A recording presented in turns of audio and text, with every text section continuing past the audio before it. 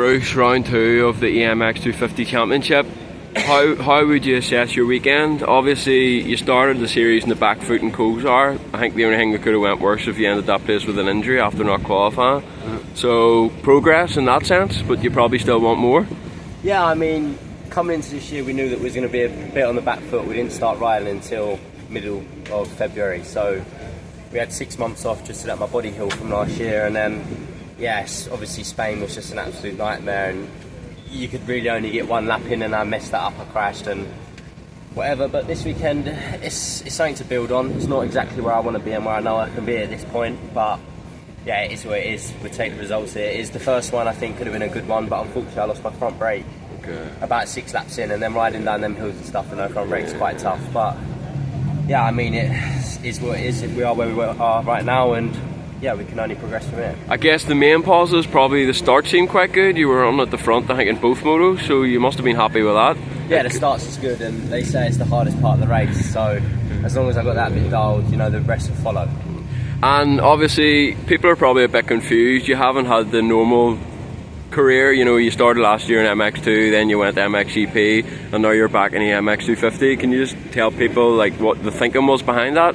Yeah, well, I think it's just timing, right? I've had a few years where I've been injured and I've not managed to see my full potential, and you know, many riders in the past, Porgmo have dropped back down, Latta dropped back down, Osterhagen's also dropped back down. It's just, you need to have a building year before you go into MX2. Like, I want to be competitive when I race, and I think EMX is a good stepping stone for me next year and the year after in MX2. And racing the MXGP in the 450 last year, how was that whole experience? Probably something you didn't expect at the start of the year, and then all of a sudden you're on a 450, but a couple of races you done, the speed was quite good, I thought. Yeah, my speed has always been quite good, but last year I was dealing with some injuries that was just not really all that good to race with. So stepping up to the 450, we just thought, why not learn something new, ride a bike.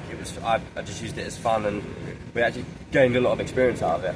And going from the 450 to the 250, do you think that's made you a better rider? Probably helps you be more aggressive, cause yeah, I mean, I think when you have your own style, you ride your bike how you ride it, no matter what the bike is. So yeah, it has its pros and cons, 100%. And over winter, you said you didn't get back on a bike till mid-February, was it? Yeah. Well, what was the reason for that? Just let body heal and stuff, yeah. Or were the injuries worse than maybe you let on last year? Yeah, last year, I mean, I had to pretty much just suck it up my wrist and ride, because I got offered a ride from Steve. And how bad was the wrist?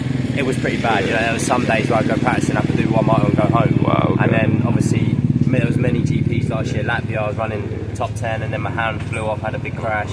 Arco, I couldn't even line up for both motos. Sardinia was the same, so it was tough. So along with crashing because of my wrist, I also damaged my shoulder, so it was just a roll-on effect. So I had from middle of September, the last British round, until middle of February. So. And what are the goals on the EMX250 Championship? You probably came in with big hopes, but after the first round, I mean, it's going to be hard to win the title, let's be honest, but yeah, I'm sure you want to be consistent top 10 and then maybe get a podium in the good days. Even coming into this year, I knew that winning would be tough. You know, I've not even been close to winning the last few years, so we just wanted to build and be at the sharp end, and I think that's where we can be come the middle of the season. And you've been dealing with a lot of injuries. I think it's probably the most important thing is to stay injury free this year, because you should naturally improve the more races you get under your belt. Yeah, 100%. That is the goal, is to finish the year out racing every moto, 100%. And what was the track like this weekend? Obviously, I thought it started very fast at the start of the day, because it didn't rip it because of the rain, but once heavens opened, it got pretty technical. Yeah, it was. Yesterday was a really fast racetrack, and then obviously the overnight rain. Then it was pretty brutal, to be honest. There was like knee-high deep ruts. It was definitely technical. And are you going to do the full British Championship? Have you got any? Because sometimes you do, sometimes you don't. Are you going to focus on that? Yeah, I'm going to race the full British Championship this year.